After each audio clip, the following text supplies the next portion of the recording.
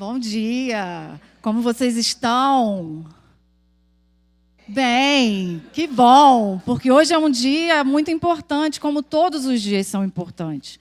Mas hoje é o nosso dia, não é verdade? Todos os dias são nossos dias, todos os dias a gente tem a oportunidade de reconhecer nas nossas vidas a misericórdia de Deus que se renova a cada manhã.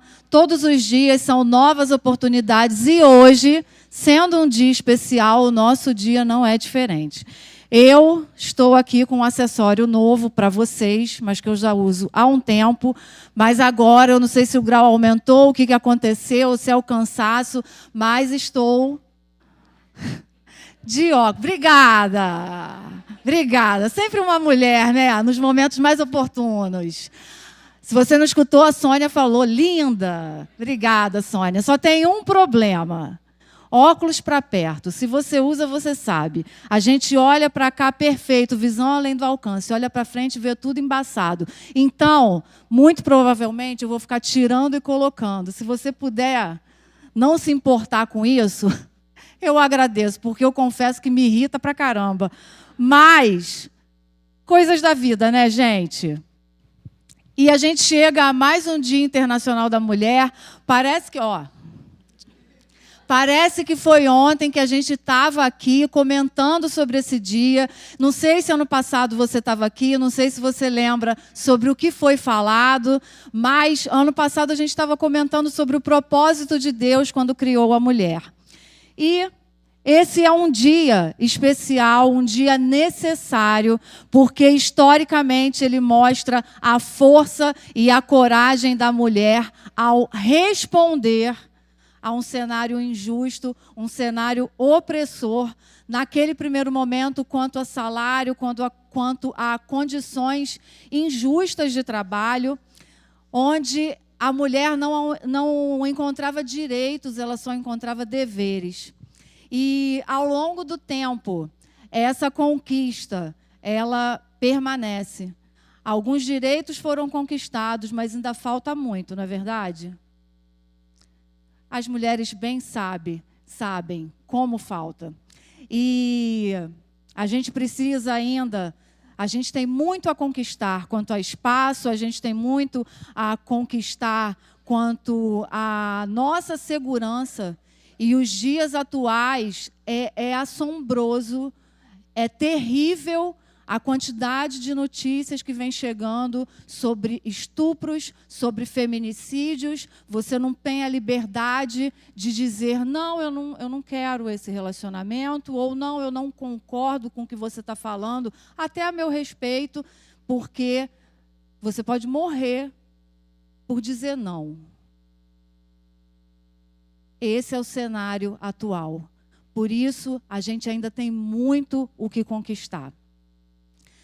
E a gente continua tendo que lutar, a gente continua tendo que ser corajosa, como algumas mulheres foram lá há muitos anos atrás, apenas lutando por salários melhores e por condições melhores de trabalho. Mudou muito, gente?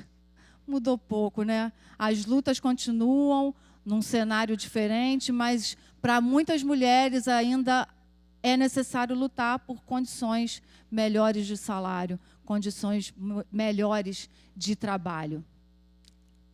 E por que é tão importante a gente falar disso, a gente se envolver nessa reflexão a respeito de mulher? Primeiro, porque Deus se importa com a mulher e com qualquer tipo de injustiça. Deus é justo e Ele se importa. E segundo, porque a igreja, e nós somos a igreja, nós conhecemos as respostas para as questões da humanidade. Romanos 8,19 diz que a criação aguarda com grande expectativa, em outras traduções diz com ansiedade, a manifestação dos filhos de Deus. Nós, Igreja de Jesus, nós temos as respostas. E nós precisamos sempre lembrar que nós somos a igreja. E hoje a gente vai conhecer um pouco melhor 3 mulheres da Bíblia, as suas respostas e o impacto delas. Abra sua Bíblia em Ruth, capítulo 1. O livro de Ruth é um livro curtinho, é um livro muito bonito, que tem uma história incrível. Vale a pena você ler. Valeria super a pena se o tempo desse que a gente lesse todo o livro de Ruth. Mas o tempo não permite. Então a gente vai ler alguns versículos do livro. A gente vai começar lendo Ruth, capítulo 1, do 6 ao 13. Mas é importante eu contextualizar para você que havia uma família, enquanto você procura, eu vou contextualizar. Havia uma família de Belém de Judá que foi morar em Moabe. Essa família era formada por Elimeleque, o marido e pai, Noemi, a esposa e mãe, e os seus filhos Malom e Quilion. Um tempo depois, já morando em Moabe, Elimeleque, o chefe dessa família, morre. Eles continuam morando ali, a viúva, seus 2 filhos continuam ali morando em Moabe. Esses filhos se casam com mulheres moabitas, Orfa e Ruth. E após quase 10 anos, esses maridos também morrem, deixando Orfa e Ruth viúvas e Noemi, que já era viúva, sem os seus 2 filhos.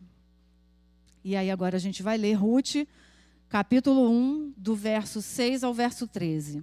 Diz assim: Então Noemi voltou da terra de Moabe com as suas noras, porque ainda em Moabe ouviu que o Senhor havia se lembrado do seu povo, dando-lhe alimento. Esqueci de falar que o motivo dessa família ter saído de Belém é que havia fome em Belém. Então eles foram em busca, eles migraram para outro local em busca de alimento, por isso eles foram para Moabe. Então, voltando. Então Noemi voltou da terra de Moabe com as suas noras, porque ainda em Moabe ouviu que o Senhor havia se lembrado do seu povo, dando-lhe alimento. Ela voltou para onde? Voltou para Belém, a terra dela. Assim, ela saiu do lugar onde havia morado e as 2 noras estavam com ela. Enquanto caminhavam, voltando para a terra de Judá, Noemi disse às suas noras: Vão agora e voltem para cada uma para a casa de sua mãe, e que o Senhor seja bondoso com vocês, assim como vocês foram bondosas com os que morreram e comigo. O Senhor faça com que vocês sejam felizes, cada uma na casa de seu novo marido, e deu um beijo em cada uma. Elas, porém, começaram a chorar alto e lhe disseram: Não iremos com a senhora para junto do seu povo. Ou melhor, não, nós iremos com a senhora para junto do seu povo. Mas Noemi disse: Voltem, minhas filhas, porque vocês iriam comigo? Vocês acham que eu ainda tenho filhos em meu ventre para que casem com vocês? Voltem, minhas filhas, vão embora, porque sou velha demais para ter marido. E ainda que eu dissesse, tenho esperança, ou ainda que eu casasse essa noite e tivesse filhos, será que vocês iriam esperar até que eles viessem a crescer? Ficariam tanto tempo sem casar? Não, minhas filhas, a minha amargura é maior do que a de vocês, porque o Senhor descarregou a sua mão contra mim. Vamos orar? Senhor, essa é a tua palavra, viva, eficaz. E nós pedimos, Senhor, que nesse momento a nossa mente e o nosso coração estejam totalmente voltados para o Senhor, para aquilo que o Senhor deseja nos falar nessa manhã. Nós pedimos que o Senhor limpe a nossa mente e nos livre das preocupações e das distrações, e que estejamos totalmente concentrados no Senhor, na tua presença e na tua palavra, e que somente o teu Espírito fale nessa manhã. Não permita que eu atrapalhe aquilo que o Senhor deseja fazer e falar nessa manhã. Não deixe que saia da minha boca palavras vindas de mim, mas que todas elas venham do Senhor. E que a tua vontade se cumpra, em nome de Jesus. Amém.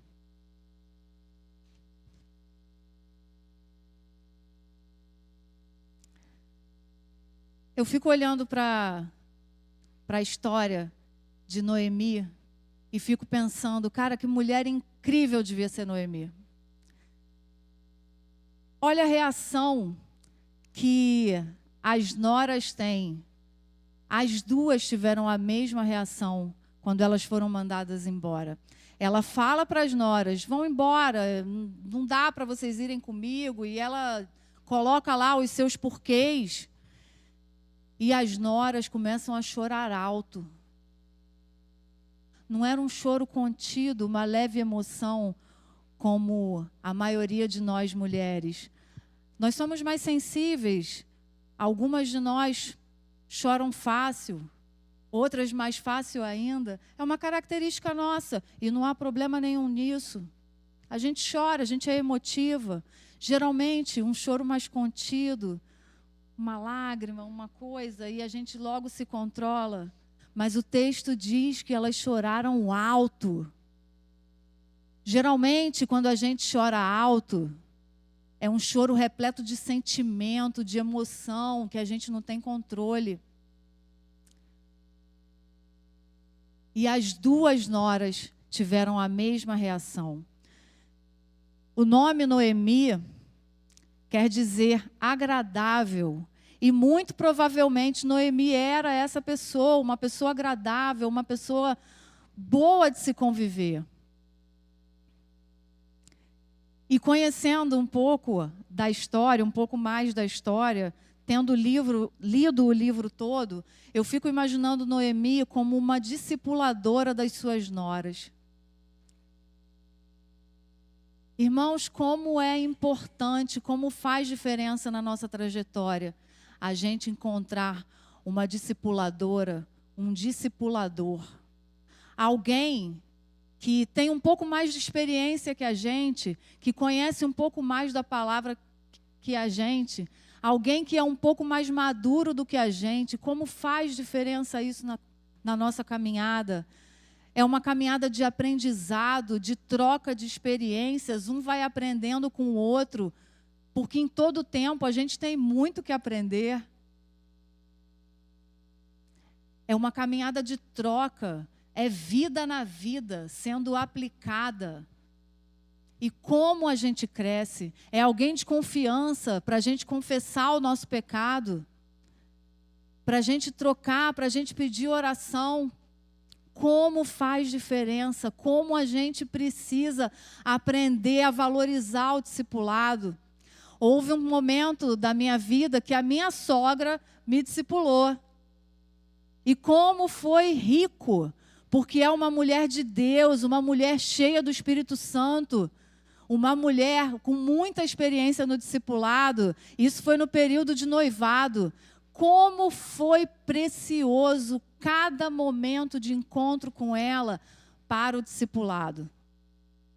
Deixava de ser aquele encontro, e aí, tudo bem? Ah, tá tudo bem, não sei o quê. E aí, e a sua família? Não. Ah, você viu a televisão e não sei o quê. Ah, você viu o que aconteceu? Não. Eram encontros para falar da palavra.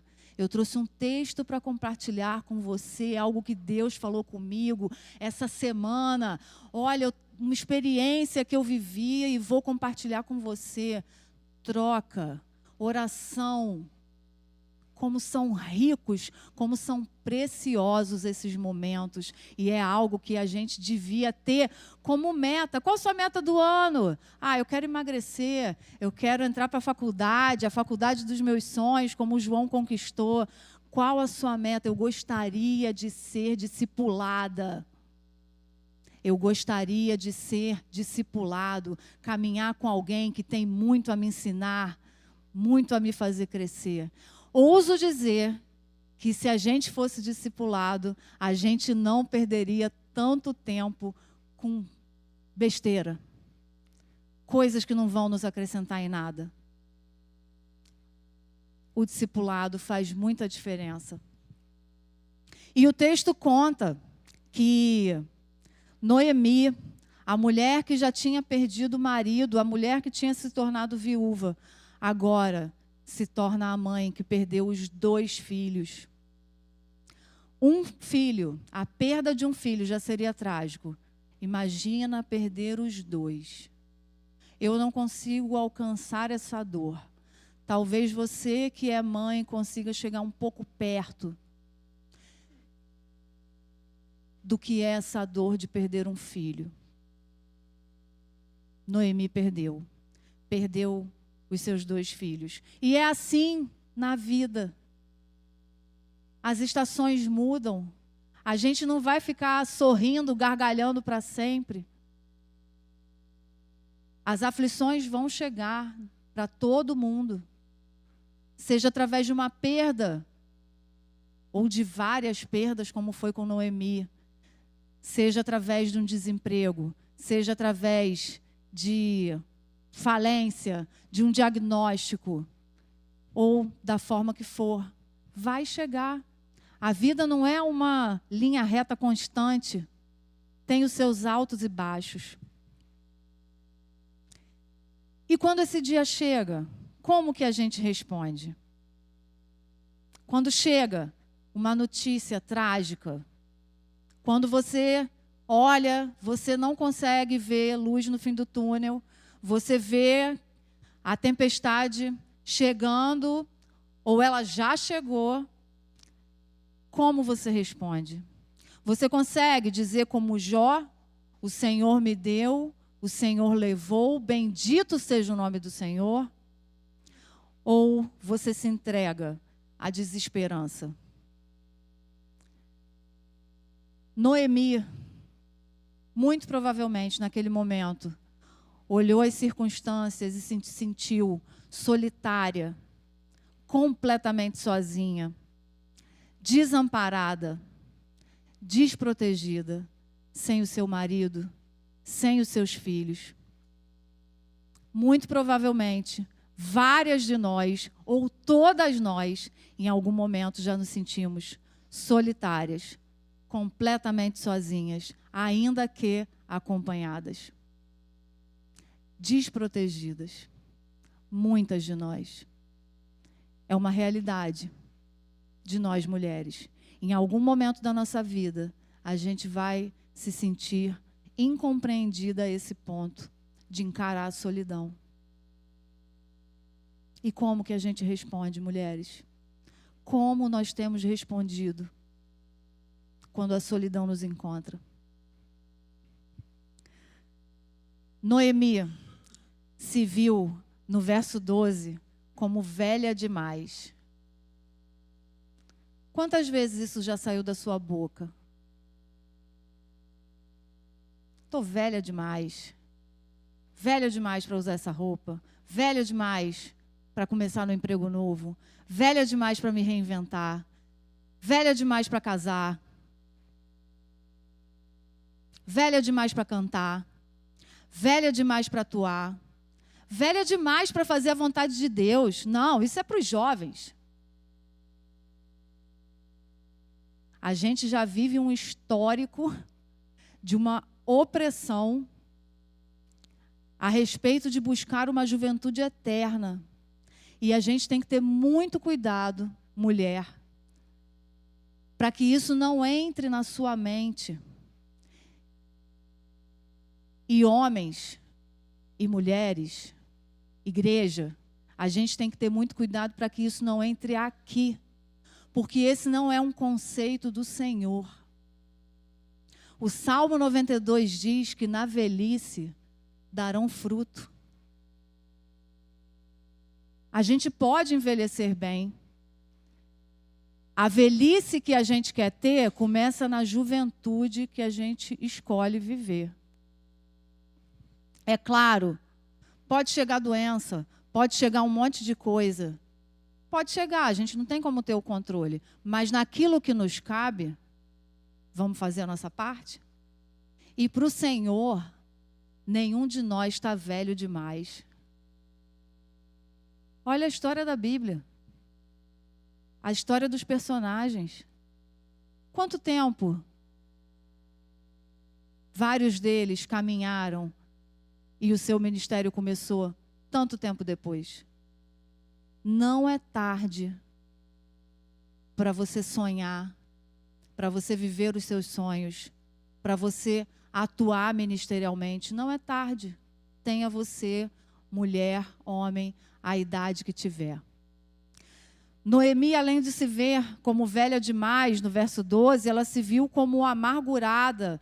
É assim que ela se define no verso 13, ao ponto de quando chega em Belém, ela pede para não a chamarem pelo nome de Noemi, e sim chamarem de Mara, que quer dizer amarga.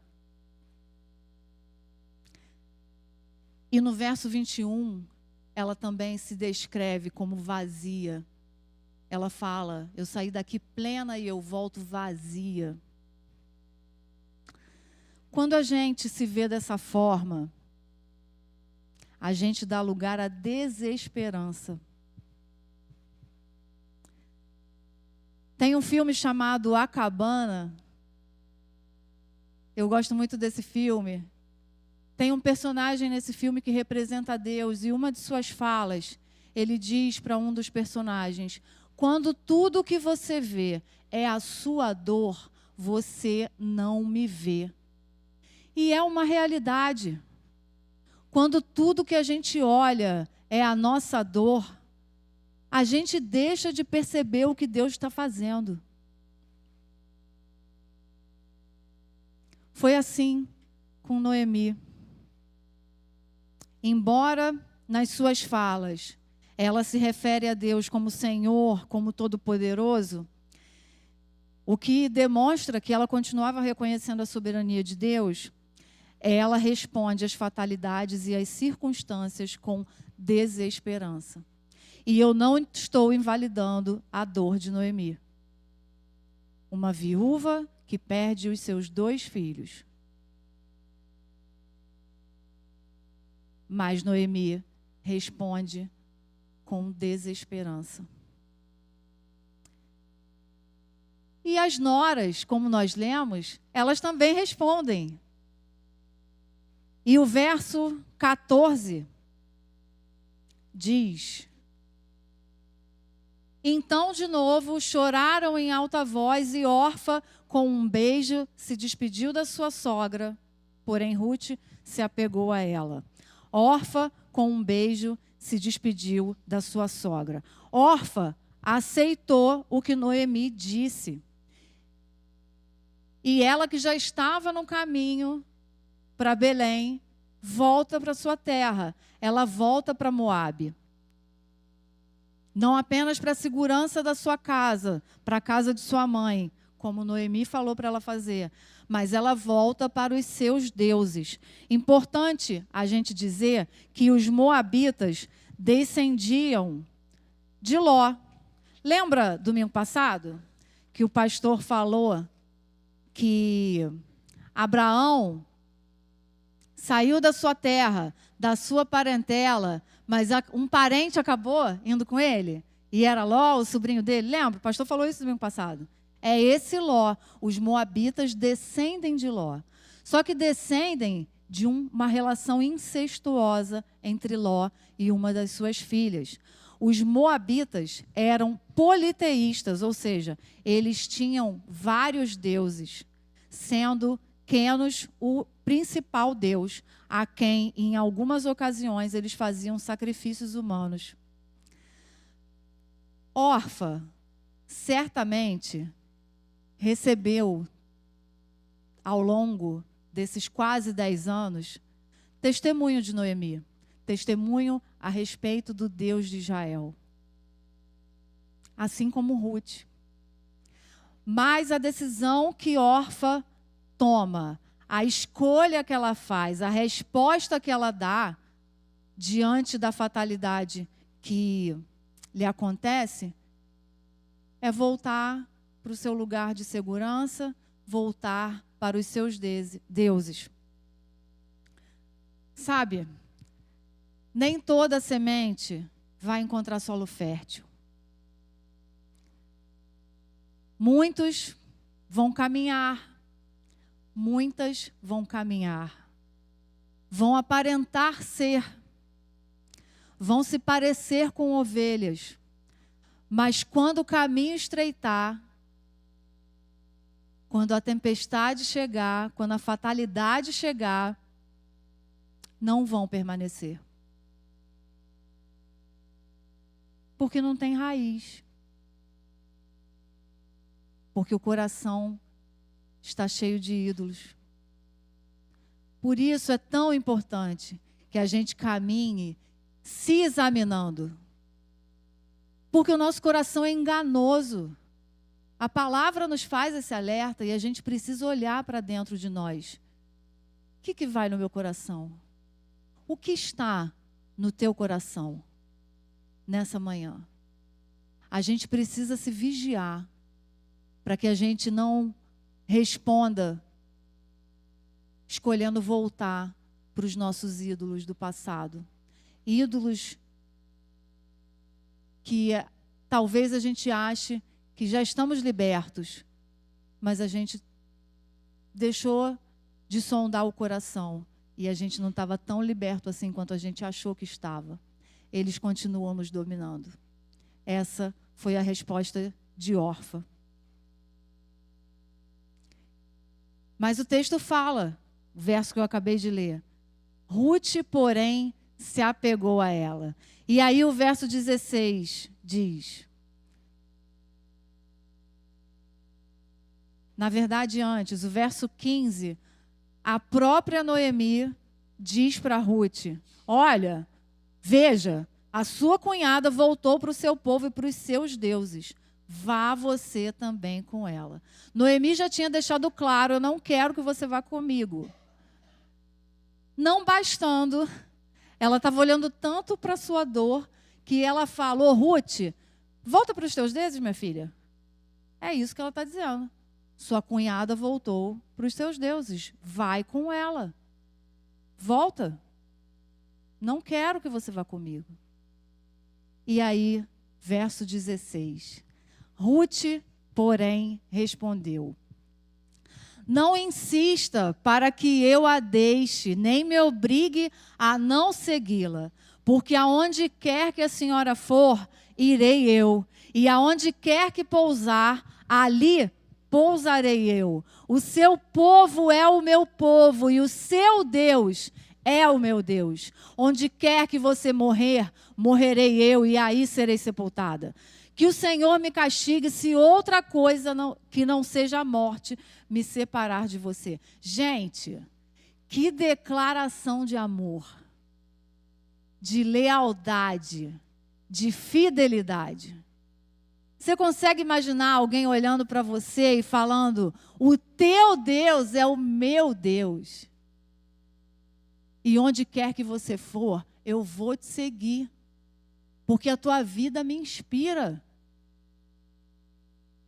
O teu testemunho é tão impactante na minha vida que eu posso dizer, mesmo sem o conhecer tanto, o teu Deus é o meu Deus. Cara, isso tinha que ser uma meta para a gente. Uma vida que inspira tanto a esse ponto de alguém dizer, o teu Deus é o meu Deus. Essa declaração de Ruth é tão impactante mesmo, repetindo a palavra, é tão impactante, é uma declaração de aliança, que ela foi musicada e virou uma canção, já cantada em muitos casamentos. Esse versículo já foi pregação em tantos casamentos, ou em convites de casamento. Tamanha a relevância do que está sendo dito, a profundidade do que está sendo dito. E com essa fala, Ruth decide ir com a sua sogra, uma mulher mais velha, talvez já idosa, que estava deixando claro para ela que não queria que ela fosse junto. Ruth estava fazendo essa escolha, indo para uma terra desconhecida, com hábitos desconhecidos, mas com um Deus que ela já tinha começado a conhecer. Esse é um dos motivos que eu vejo Noemi como uma discipuladora, e mais alguns detalhes à frente. O verso, ou melhor, Ruth chega em Belém disposta a continuar a caminhada com a sua sogra, mas também disposta a servir. No capítulo 2, o verso 2, Ruth pede a Noemi: deixe-me ir ao campo, apanhar as espigas, atrás daquele que me permitir fazer isso. E Noemi permite que ela vá. Ruth não chegou lá e ficou, vamos ver aqui o que vai rolar. Noemi, que conhece todo mundo, deixa ela puxar aí esse movimento, o que ela vai fazer, o que vai acontecer, vamos deixar aí ela decidir. Não, Ruth chamou para si a responsabilidade, ela estava disposta a servir. O verso 7 do mesmo capítulo 2, ela já está no campo e o dono do campo, que era Boaz, pergunta ao seu servo: quem é essa moça? De quem é essa moça? De quem? Hoje em dia isso seria um absurdo, essa pergunta. De quem é essa moça? Porque os maridos eram considerados os seus donos e as mulheres propriedade dos seus maridos. Por isso a pergunta: de quem é essa moça? E o servo responde que é uma moça moabita, veio com Noemi. E no verso 7, o servo diz ao dono do campo, onde Ruth colhia as espigas: ela me pediu que a deixasse recolher espigas e ajuntá-las entre os feixes após os ceifeiros. E assim ela veio e ficou aqui desde a manhã até agora. Ela só parou um pouco para descansar no abrigo. Ruth chega disponível para o serviço. Você tem estado disponível para o serviço? Mulher, homem, igreja, você tem estado disponível para o serviço? Ou você está mais interessado ou interessada em ser servido? Essa celebração começa às 10h30, mas desde antes das 9 já tem gente aqui preparando tudo o que vai acontecer. Ligando o ar-condicionado para que quando você chegue, o ambiente esteja devidamente refrigerado, quase com clima de montanha, nesse calor da nossa cidade.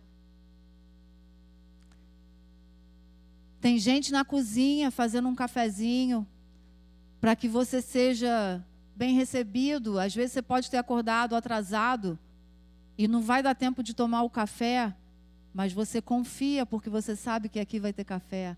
Tem gente que acorda cedo para fazer esse café. E para arrumar tudo. E para ver se choveu e tem alguma água empoçada. Há uma preocupação para que você não escorregue numa poça. Tem gente que acorda cedo e se arruma para pegar um rodo e puxar a água da chuva. E para conferir se está tudo limpinho. Porque é importante que você se sinta bem acolhido, bem recebido. Você está disponível para o serviço? Você está disponível para obedecer o que Deus te direcionar a fazer? Tem gente que fica fotografando o culto, a celebração, para alimentar as redes sociais. Tem gente que está ali naquele canto, sentado, sem conforto algum. Enquanto você está sentado nessa cadeira estofada, quem está sentado ali naquele cantinho está sentado num banco, encostado na parede, porque ali não cabe uma cadeira. Tudo para que você possa ver uma projeção, para que você tenha a letra do cântico e você consiga cantar, para que a celebração seja transmitida e quem não veio possa participar dela. Tem tanto trabalho, gente. Você reparou que não tem uma criança aqui agora? Porque tem gente que está abrindo mão de participar da celebração para estar lá em cima, com as crianças, com os bebês. E durante a semana essas pessoas se preparam para ministrar numa linguagem que elas entendam. Elas estão brincando? Elas estão brincando, mas não apenas isso. Elas estão aprendendo sobre Jesus numa linguagem que elas alcancem. Tem gente que se prepara durante a semana para fazer isso. O que não falta é trabalho.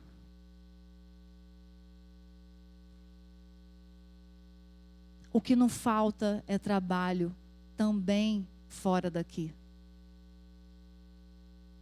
Você está disponível para o serviço? Ruth chega disponível para o serviço.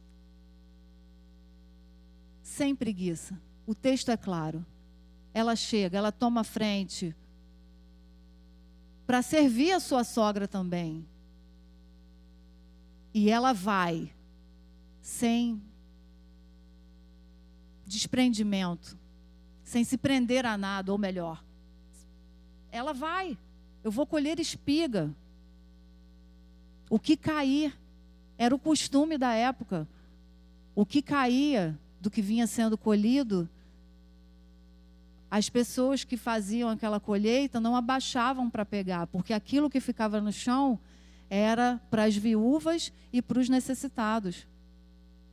Sem constrangimento, ela não era viúva, ela foi e começou a colher, a recolher, na verdade, do chão. Ruth responde às fatalidades e às palavras negativas de Noemi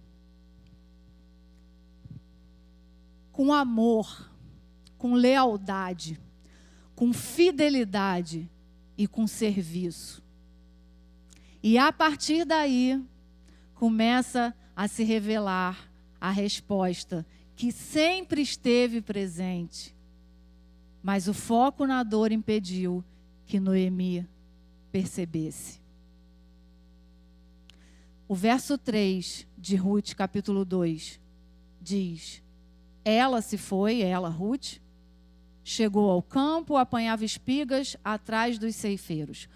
Por casualidade, entrou na parte do campo que pertencia a Boaz, que era da família de Elimeleque. Por casualidade, ou seja, por acaso. Por acaso, Ruth estava lá colhendo, catando as espigas do chão, catou, entrou num outro campo, o campo de Boaz. Vocês acham que foi por acaso? Foi por acaso para ela.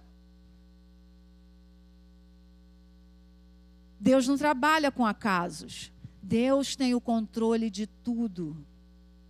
E desde o início dessa história, desde que Noemi ouve falar que havia alimento em Belém, já era o cuidado de Deus com Noemi.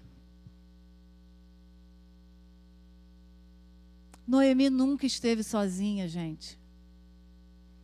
Da mesma forma que nós não estamos sozinhas. Nós nunca estamos sozinhas. O Senhor é conosco. Você, homem, você nunca está sozinho. O Senhor é contigo. O Senhor não nos abandona.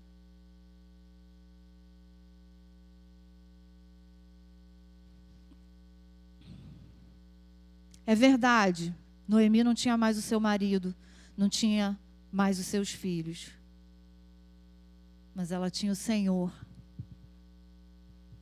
Ela tinha sua nora. Numa demonstração incrível de amor. O verso 9, ainda no capítulo 2. A história segue e não dá tempo de entrar em tantos detalhes que o livro merecia que a gente entrasse. Mas a história segue. Eu já comentei, Boaz perguntou ao seu servo de quem era aquela moça, o servo respondeu, e aí Boaz diz a Ruth. No verso 8, escute, minha filha, você não precisa ir colher em outro campo, nem se afastar daqui. Fique aqui com as minhas servas. Fique atenta ao campo onde forem colher e vá atrás delas. Eu dei ordem aos servos para que não toquem em você. Quando você ficar com sede, vá até as vasilhas e beba da água que os servos tiraram. Boaz, com essas palavras, está prometendo a Ruth prover as suas necessidades. E assim como todas nós precisamos de segurança, Boaz proveu a segurança de Ruth. Quando ele diz, eu dei ordem aos servos para não tocarem em você, ela era uma viúva. Ela não tinha marido, ela não tinha dono. Possivelmente uma mulher bonita. E assim como hoje, de certa forma, a gente não tem paz, naquele tempo isso já acontecia. Algum homem podia ver aquela mulher, saber que ela não tem dono e abusar dela. Mudou muito, gente. Para os tempos atuais, a gente precisa continuar conquistando e lutando pela nossa segurança. E isso passa por você, homem. Não apenas com relação à sua mulher, ou à sua mãe, ou à sua irmã, ou à sua filha. Você é um servo de Deus. Você precisa estar interessado na segurança das mulheres. No mínimo, isso precisa ser motivo de oração.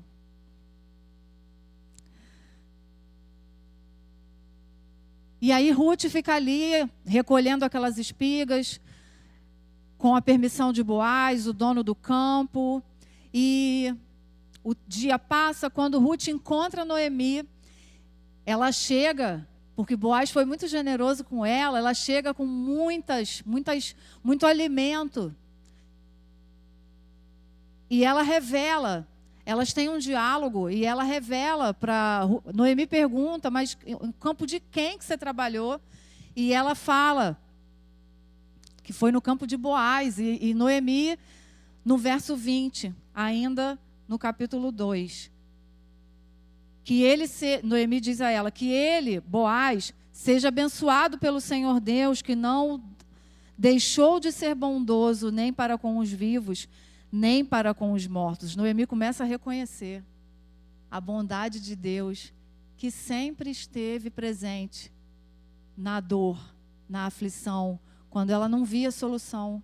A bondade estava ali. E ela acrescenta, esse homem é nosso parente chegado e um dos nossos resgatadores. Boaz era um dos resgatadores daquela família. E ela diz, um dos nossos resgatadores, porque havia um outro parente resgatador. Segundo a lei, um parente resgatador era um parente próximo que poderia, em caso de falecimento de um chefe de família, resgatar as propriedades desse familiar falecido para evitar que a herança se perdesse e se casar com a viúva. Por isso ela diz, ele é um dos nossos resgatadores. Havia outro parente resgatador. Você percebe, ao longo de toda essa história, que Deus sempre esteve ali presente? Você consegue perceber?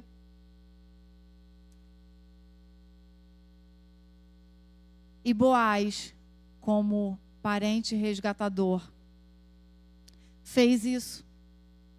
Ele compra as terras de Noemi e ele se casa com com Ruth, dando descendentes à família, a Elimeleque.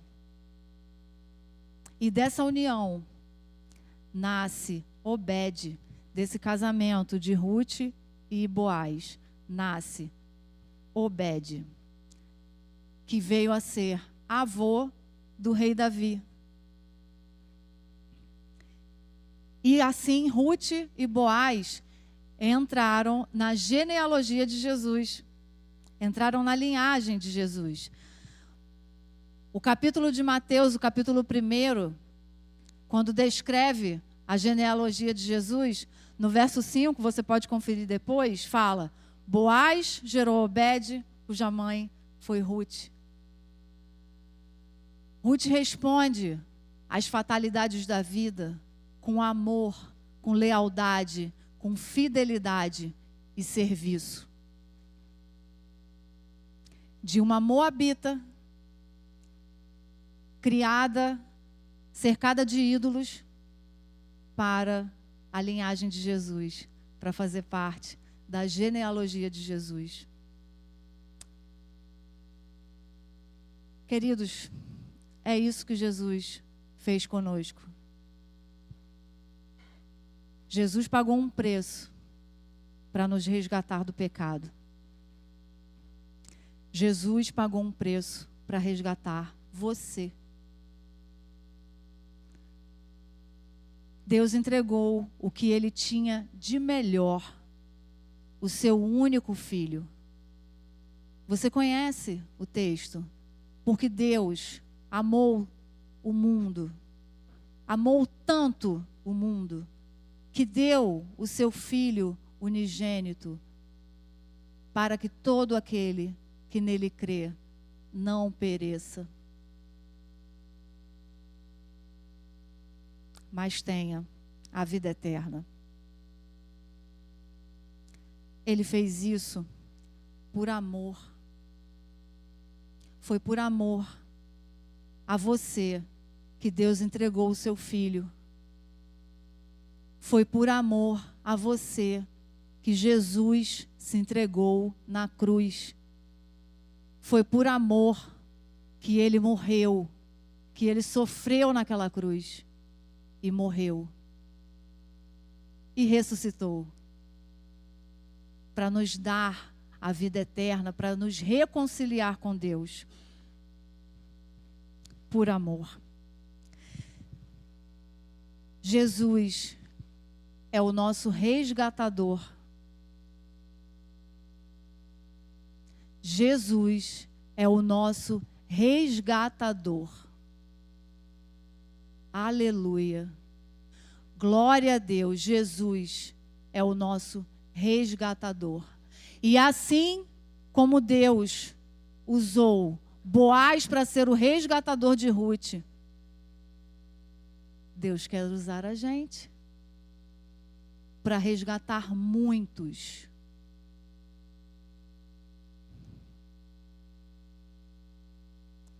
Através de Jesus, o nosso resgatador. Lá no início, eu falei que a gente precisava estar envolvido nessas reflexões a respeito da mulher, tanto individualmente, como homens e mulheres, mas também como igreja, porque a igreja, lembra o que eu falei? A igreja tem a resposta para os dilemas da humanidade. A resposta é Jesus. Nós temos a resposta.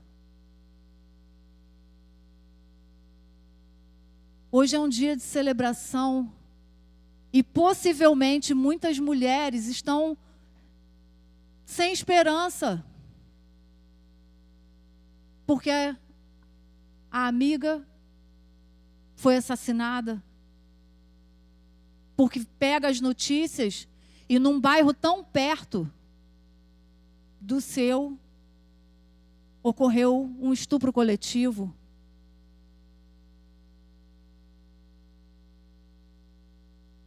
Quanta desesperança muitas mulheres estão sentindo, olhando para as suas dores, olhando para o abandono, se sentindo sozinhas, menosprezadas, velhas demais, abandonadas, sem amigas, sem marido, discriminadas. A resposta é Jesus. E Ele quer nos usar. Ele podia fazer isso acontecer. Pronto, todo mundo me conhece. Todo mundo conhece Jesus. Não precisa. Mas Ele escolhe usar a mim e a você. E o que nós vamos responder a Ele? Vamos ficar no nosso lugar comum?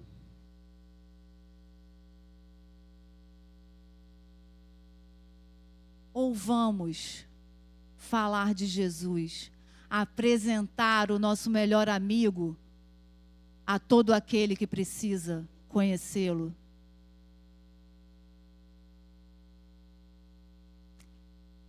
É urgente, meus irmãos. Nós temos a resposta.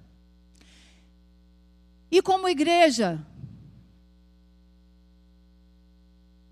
vamos responder o quê? Ao desejo do Senhor. Vamos nos conformar em dizer que a Zona Sul é muito difícil de ser alcançada? Há coisa impossível para o Senhor? O que é possível, Ele deixou com a gente. O que é possível? É possível encontrar alguém na fila do mercado, talvez, e sempre alguém puxa um papo, né? E você colocar Jesus nessa conversa. Talvez a pessoa traga uma palavra de desesperança. Não, mas é possível ter esperança. E você coloca Jesus nessa conversa. Talvez você saiba, você tem uma amiga que no dia de hoje está com medo de sair na rua. Porque as notícias são tão terríveis. Ou está desesperançado com o cenário econômico, político, social. A nossa esperança não está em homens. Será que a gente está carregando bandeiras que não são a de Cristo? Ou a gente até carrega de Cristo, mas a nossa maior bandeira é político, é social, é econômica? Será que a gente, ao invés de levar Jesus, que a gente canta e diz que é a nossa esperança, será que quando a gente carrega outras pautas, a gente está espalhando desesperança? Quando, na verdade, a gente devia levar esperança?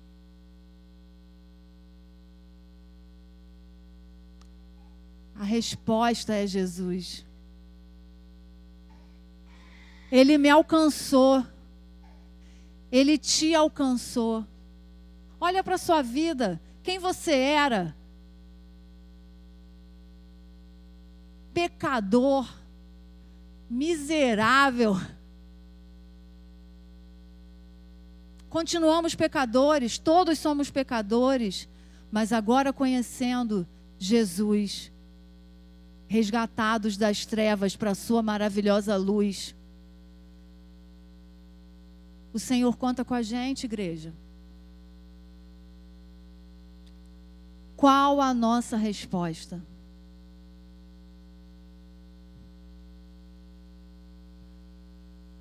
O texto de Romanos, no capítulo 10, versos 14 e 15.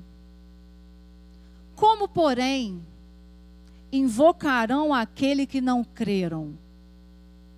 Como crerão naquele de quem nada ouviram? Talvez você ache, já tem muita gente pregando, isso é coisa de pastor.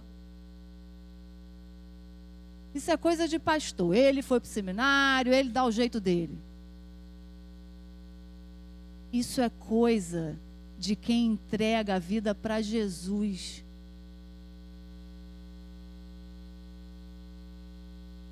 Como? Como crerão naquele de quem nada ouviram? Como ouvirão se não há quem pregue?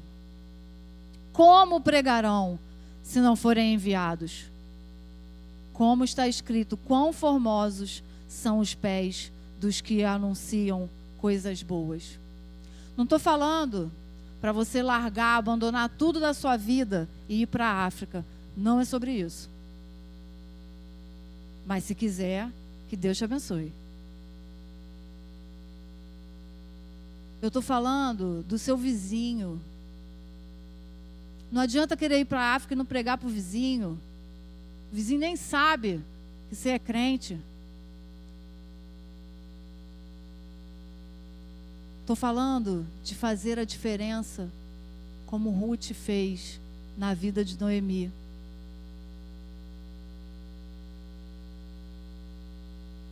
Na sua própria vida. Nós temos a resposta. A resposta é Jesus. Ele é o nosso resgatador. E através de nós, Ele deseja resgatar muitos. Muitos. Qual é a sua resposta? Individualmente. Qual é a sua resposta? Você pode dizer, eis-me aqui, Senhor. Eu não sei nem como fazer isso, mas eis-me aqui. Como igreja, qual é a sua resposta?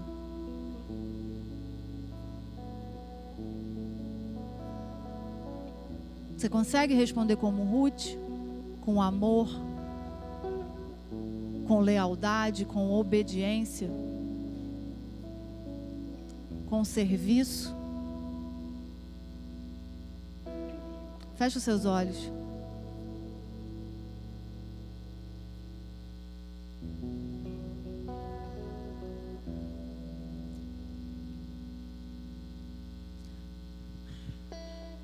Senhor, eis aqui as nossas vidas. A Tua palavra foi exposta e ela é tão clara. Nós precisamos responder ao Senhor. Sabemos que o Senhor deseja nos usar. E o Senhor conhece, Deus, o nosso coração. O Senhor sabe que muitos de nós ficamos sem saber o que dizer muitas vezes. Até percebemos as oportunidades que o Senhor nos dá, mas ficamos sem saber o que dizer. Ajuda-nos, Senhor, a tomar a decisão de te responder hoje, dizendo, eis-me aqui. Eis-me aqui, Senhor. Eis-me aqui para cumprir a Tua vontade. E através de Jesus, resgatar muitos. Apresentar o Senhor como nosso melhor amigo aos nossos amigos. Ajuda-nos, Senhor. Porque nós dependemos do Senhor para fazer isso. Ajuda-nos, Pai. Precisamos do Senhor. E como igreja, Senhor, dá-nos as estratégias para alcançarmos aqueles que se converterão aqui. Dá-nos estratégias, Senhor, para alcançarmos essa rua, essa esquina, o comércio que está ao nosso redor. Dá-nos as estratégias. Podemos estreitar esses laços. Não na força do nosso braço, não no nosso querer, mas no Senhor. Perdoa-nos, Senhor, pelo tempo em que caminhamos pelos dias que passam e que a gente não fala do Senhor para ninguém. Coloca as palavras na nossa boca, tira o nosso nervosismo, e que nessa manhã, individualmente, como homens, como mulheres e como igreja, a gente possa dizer ao Senhor: eis-nos aqui para te obedecer, para cumprir o teu querer, Pai, em nome de Jesus. Amém. Nessa manhã, a gente continua celebrando ao Senhor, gratos a Ele por ter nos feito mulheres